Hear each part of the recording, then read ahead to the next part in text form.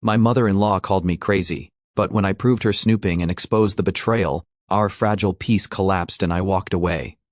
Hey Reddit, I don't even know where to start. I've never been the kind of person to post stuff online like this, but I'm seriously at a loss and need some outside opinions. Buckle up, because this is a lot. Abr. About a month ago, my mother-in-law moved in with us. My husband was the one who suggested it. She was going through a rough patch, financial issues, family drama. I didn't ask too many questions, and he said it'd be temporary. I didn't love the idea, but I also didn't want to be the bad guy who said no. She's his mom, after all, and I figured it wouldn't be forever. At first it was fine. She mostly kept to herself, staying in the guest room and doing her thing. I went about my daily routine, work, errands, whatever, and didn't think too much about it. But then, little things started happening. You know how sometimes you get this weird gut feeling that something's off? That was me. The first time I noticed, it was something small. I came home from work, went into the bedroom to change, and realized my jewelry box wasn't sitting where I'd left it. It wasn't a big move, just shifted a little to the side, but it was enough to catch my attention. I asked my husband if he'd touched it, and he gave me this confused look like, why would I? Fair point, he's not exactly the type to care about my earrings. I brushed it off, thinking maybe I'd moved it myself and just didn't remember. But over the next week it kept happening. My clothes would be folded differently in the drawers. My perfume bottles weren't where I'd left them. Even the furniture felt like it had been nudged around. At this point, I was starting to feel paranoid. I knew my husband didn't do it because, honestly, he barely sets foot in the bedroom except to sleep. And it wasn't like things were missing. Nothing was stolen, just moved, like someone had been going through my stuff. That's when the suspicion hit me. It had to be my mother-in-law. She was the only other person in the house. But why? What could she possibly want from rifling through my things? It wasn't like I had any deep, dark secrets tucked away in my sock drawer. I tried to keep an open mind. Maybe there was some innocent explanation. Maybe she was looking for something and didn't want to bother me. But the more I thought about it, the more it bugged me. This was my personal space, our bedroom, a place where I should feel safe and comfortable, not like I had to second-guess everything. So, I decided to talk to my husband. Big mistake. I told him what I'd noticed, the moved jewelry box, the shifted furniture, all of it, and suggested that maybe his mom had been in our room. His reaction? Total denial. Mom would never do that, he said, as if I was accusing her of some heinous crime. I tried to explain that I wasn't saying she had bad intentions, just that it was making me uncomfortable. But he shut me down completely. She's not like that, he kept saying, like it was impossible. Okay, fine, maybe I was wrong. Maybe I was reading too much into things, but the problem didn't go away. If anything, it got worse. A few days later, I came home to find the closet door slightly ajar. Now, I'm meticulous about closing doors. I don't know why, it's just a habit. So, I knew I hadn't left it open. I looked inside and saw that some of my clothes had been pushed aside, like someone had been flipping through them. At this point, I was fuming. It felt like an invasion of privacy. I wanted to confront her directly, but I didn't have proof. What if I was wrong? What if I accused her of something she didn't do? I didn't want to cause unnecessary drama. I brought it up to my husband again, and, surprise, surprise, he still didn't believe me. You're overthinking it, he said, like I was some kind of conspiracy theorist. I asked him if he'd at least talk to her, just to see if she'd admit to it. He refused. I'm not going to accuse my mom of something like that, he said. She's going through a lot right now. Can't you just let it go? Let it go? Seriously? By this point, I felt completely dismissed. My husband wasn't taking me seriously, and I couldn't confront his mom without risking a full-blown family feud. So what was I supposed to do? Just live with it? Pretend it wasn't happening? That's when I decided I needed to take matters into my own hands. If no one was going to believe me, I'd have to prove it, but how? I thought about installing a camera in the bedroom, but that felt extreme, and honestly, I didn't want to deal with the fallout if my husband found out. Alright, so here's where things start to heat up. After weeks of feeling like I was losing my mind, I decided it was time to take action. My mother-in-law wasn't about to admit she'd been snooping, and my husband sure as hell wasn't going to confront her, so I had to get creative. The fake positive pregnancy test I ordered online arrived a couple of days later. It came in a plain, boring package, and when I opened it, it looked pretty convincing, like you'd never know it wasn't real unless you were in on the joke. The two little pink lines stared back at me, like they were daring me to go through with it. I'll admit, I felt a bit guilty at first. It's not like I wanted to mess with anyone's feelings, but I was at my wit's end. How else was I supposed to prove my mother-in-law was going through our stuff? I decided the best way to do this was to keep it simple. No need to make a big show of it or act suspicious. I just tossed the test in the trash can in our bedroom and went about my day like nothing was different. The trash can, by the way, was strategically placed near the closet. It wasn't somewhere anyone would casually check unless they were already poking around. I didn't even tell my husband about it because, honestly, I didn't trust him not to tip her off. The next morning, I got ready for work, like usual. My husband left before me, and my mother-in-law was downstairs when I walked out the door. I didn't give any hints that something was up. In fact, I went out of my way to act totally normal, just in case she was watching me like a hawk. Now, let me just say, I didn't expect the reaction to be this immediate. I thought maybe she'd see the test, sit on the information for a while, or, best case scenario, come to me directly about it. Instead, about 2 hours into my shift at work, my phone started blowing up.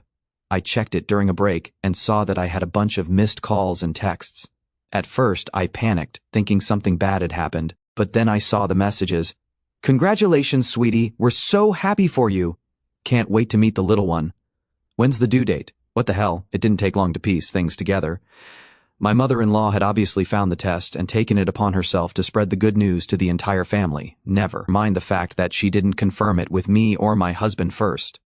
She just went ahead and made the announcement, like it was her own personal news to share. And then, because my life is apparently a sitcom, my husband showed up at my workplace. He looked completely frazzled, like he'd just run a marathon. I'll never forget the look on his face, this mix of excitement, confusion, and maybe a little panic. He pulled me aside and said, "Why didn't you tell me you were pregnant? Since when? How far along are you?" I couldn't believe what I was hearing. My first reaction was pure shock, and it must have shown on my face because he followed up with, "Mom found the test in the trash. Why didn't you say anything?" That's when it hit me. She hadn't just found the test. She'd gone snooping, just like I thought. But instead of keeping her discovery to herself, she decided to tell everyone. I took a deep breath and asked him point blank, "So, let me get this straight. Your mom was in our bedroom, going through the trash, and that's how she found out about this?" He kind of froze for a second, like he hadn't put two and two together yet. Then he said, "Well, that's not the point. The point is, you didn't tell me." "Not the point? Are you kidding me?" You could feel my blood boiling. I told him, "The test isn't real. I only put it there because I needed to prove she was snooping." And guess what? She fell for it. Just like that, the excitement on his face disappeared.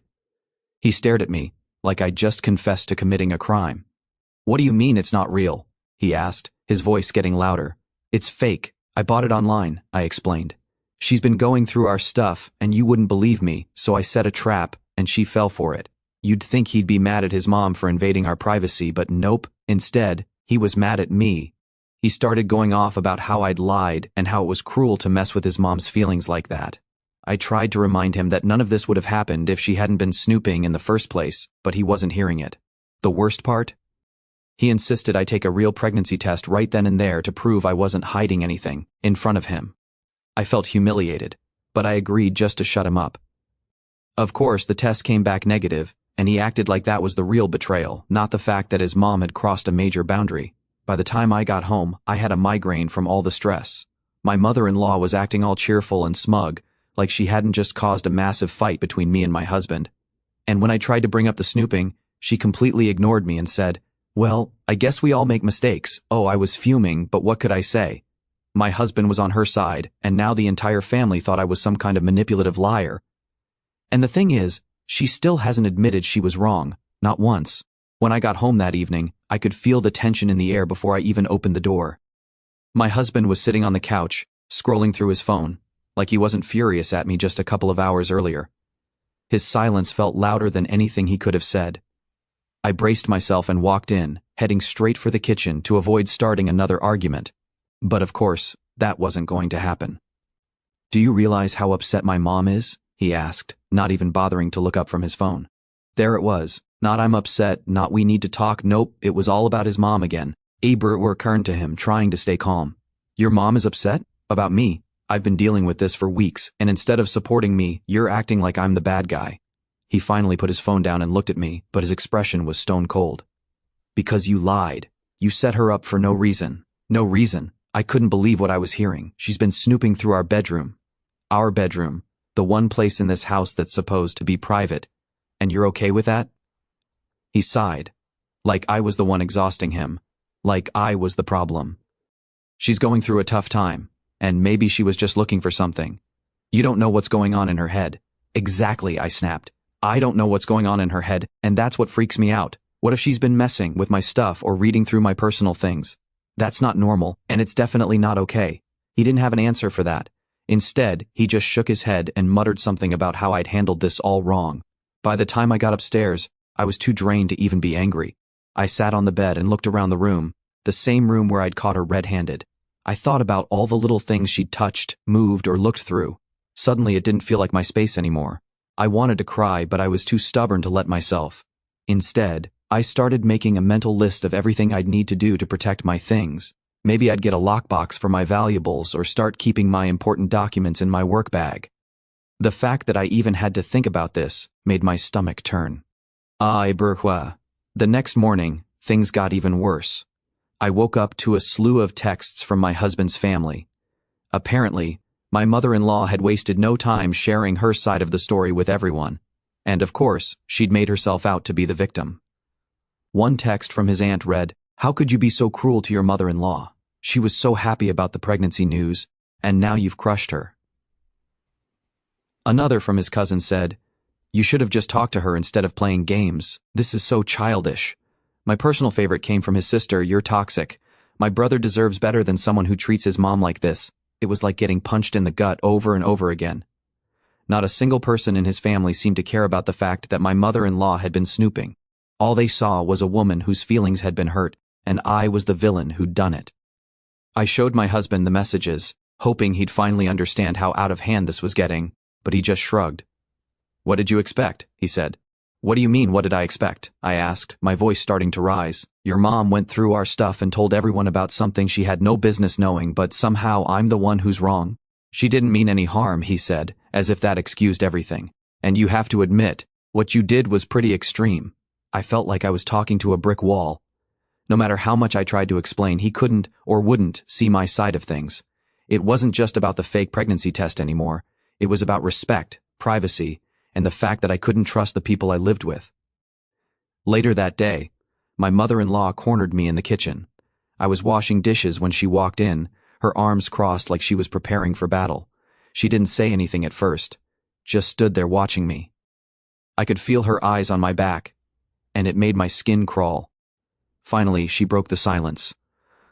"I just want you to know that I forgive you," she said, her voice dripping with condescension. I turned to face her, gripping the dish towel in my hand. "Forgive me? For what?" "For the pregnancy test," she said, like it was the most obvious thing in the world. "I know you didn't mean to hurt anyone. You probably just weren't thinking straight." I stared at her, my jaw practically on the floor. "You forgive me? How about you apologize for going through our bedroom and making an announcement without even talking to us first?" Her face twisted into a look of pure indignation. "I wasn't snooping," she said, her voice rising. "I was tidying up. If you didn't want me to see it, you shouldn't have left it there." Oh my God, she wasn't even trying to deny it anymore, she was justifying it. "That's not the point," I shot back. "The point is, you violated my privacy, and instead of owning up to it, you're playing the victim." Her eyes narrowed, and for a moment, I thought she might actually apologize. But instead, she just shook her head and said, "You need to grow up. This isn't just your house, it's your husband's too, and I'm his mother." That was it. I couldn't take it anymore. I threw the dish towel on the counter and walked out of the kitchen, leaving her standing there with that smug look on her face. That night, I started seriously considering my options. Could I live like this, constantly feeling like I had to defend myself in my own home? Was this the kind of marriage I wanted to be in, where my husband sided with his mom no matter what? I didn't have any answers, but I knew one thing for sure: something had to change. By the time the weekend rolled around, I was completely drained. My husband and I were barely speaking, and when we did, it felt like we were talking past each other. My mother-in-law, on the other hand, seemed to be in great spirits. She acted like nothing had happened, like she hadn't stirred up a family-wide drama over something that wasn't even real. I needed space, so I decided to spend Saturday running errands and grabbing lunch on my own. As I drove around, I thought about everything that had happened. I kept replaying the arguments in my head, trying to figure out where it all went so wrong. How did I end up in a situation where my husband and his entire family were against me? When I got home, I found my mother-in-law in the living room, folding laundry that clearly wasn't hers. My clothes were neatly piled on the coffee table, along with some of my husband's shirts. She glanced up when I walked in, her expression a mix of surprise and annoyance. "Hi," I said, trying to keep my tone neutral. "Hello," she replied curtly, going back to folding. I stood there for a moment, watching her handle my things without a second thought. It felt like yet another invasion of privacy, but I didn't have the energy to call her out on it. Instead, I grabbed my laundry and took it upstairs. As I was putting my clothes away, I noticed something odd. My underwear drawer had been rearranged again. This wasn't the first time it had happened, but it still sent a chill down my spine. I hadn't touched that drawer in days, so there was no way this was an accident. I sat down on the bed, clutching a pair of socks like they were evidence in a crime. My heart was pounding as I thought about all the possibilities. Was she just being nosy, or was there something more sinister going on? Later that evening, I decided to bring it up with my husband again. I knew it was risky, but I couldn't keep ignoring it. "Can we talk?" I asked as he sat on the couch, scrolling through his phone. He didn't look up. "About what?" "Your mom," I said, trying to keep my voice steady. "She's been going through my stuff again. I found my underwear drawer rearranged today." He sighed and finally set his phone down. "You don't know that it was her." "Who else could it be?" I asked, exasperated. "You're not doing it, and I sure as hell didn't do it myself." "Maybe she was just cleaning," he said, like it was no big deal. "Cleaning my underwear drawer?" I snapped. "That's not cleaning, that's snooping." His face hardened. "Why do you always assume the worst? She's just trying to help." "Help?" I repeated, my voice rising. "She's invading my privacy. I shouldn't have to explain why that's a problem." He shook his head. "You're blowing this way out of proportion." I felt my stomach drop. No matter how much I tried to explain, he just didn't get it. Or maybe he didn't want to. Either way, it was clear I wasn't going to get any support from him. The final straw came the next day. I was in the kitchen making coffee when I overheard my mother-in-law talking to someone on the phone. She was in the living room, her voice just loud enough to carry into the next room. "She's so sensitive," she was saying. "I don't know how my son puts up with her. If it were me, I'd tell her to get over it." I froze, my hand tightening around the coffee mug. "She's always making a big deal out of nothing," she continued. "I was just trying to help, and now she's acting like I'm some kind of criminal. Honestly, I think she's just insecure." I couldn't take it anymore. I walked into the living room, my heart pounding. "Is there something you'd like to say to me directly?" I asked, my voice trembling with anger. She looked up, startled, but quickly recovered. "I was just talking to a friend," she said, her tone icy. "Yeah, I heard," I replied. "And for the record, I'm not insecure. I just don't appreciate you going through my things and then playing the victim when I call you out on it." She rolled her eyes. "You're overreacting. I was only trying to keep the house tidy." "You should be thanking me, not accusing me of snooping." "Thanking you?" I repeated, my voice rising. "For violating my privacy and spreading false information about me to the entire family?" At that moment, my husband walked in. "What's going on?" he asked, looking between the two of us. "Your wife is accusing me of snooping again," my mother-in-law said, crossing her arms. "I'm tired of being treated like a criminal in my own son's house." I turned to my husband, hoping, praying, that he'd finally stand up for me. But instead, he just sighed and said, "Can we all just calm down?" "Calm down?" I asked, my voice shaking. "Your mom has been going through my things, trash-talking me to your family, and now she's accusing me of being the problem. How am I supposed to calm down? Because you're making this bigger than it needs to be," he said, rubbing his temples like he was the one dealing with a headache. I stared at him, my anger quickly turning to despair. It was like he couldn't or wouldn't see what was really happening. That night, I locked the bedroom door for the first time since my mother-in-law moved in. My husband complained about it, saying it was unnecessary, but I didn't care. I needed to feel like I had some control over my own space, even if it was just symbolic. As I lay in bed, staring at the ceiling, I couldn't stop thinking about everything that had happened. My mother-in-law had turned my life upside down, and my husband had let her. I felt trapped, like I was living in someone else's house instead of my own. Something had to give. I couldn't keep living like this. By this point, I felt like I was living in a constant state of unease. My bedroom didn't feel like a private space anymore. My husband's loyalty seemed firmly tied to his mother, and the rest of his family had labeled me as the villain in this twisted story. Every time I tried to set boundaries, it only escalated into more drama. It was like I couldn't win, no matter what I did. A couple of days after the phone call incident, I came home from work and found my mother-in-law sitting at the dining table with my husband. They stopped talking the second I walked in, which was the first red flag. The second red flag was the way my mother-in-law gave me this smug little smile, like she knew something I didn't. "What's going on?" I asked, setting my bag down and eyeing them suspiciously. "Nothing," my husband said quickly, a little too quickly. "We were just talking." I didn't believe him for a second, but I decided not to press it. Instead, I went upstairs to the bedroom, and that's when I noticed something that made my stomach drop. My bedside drawer was slightly open. Brr.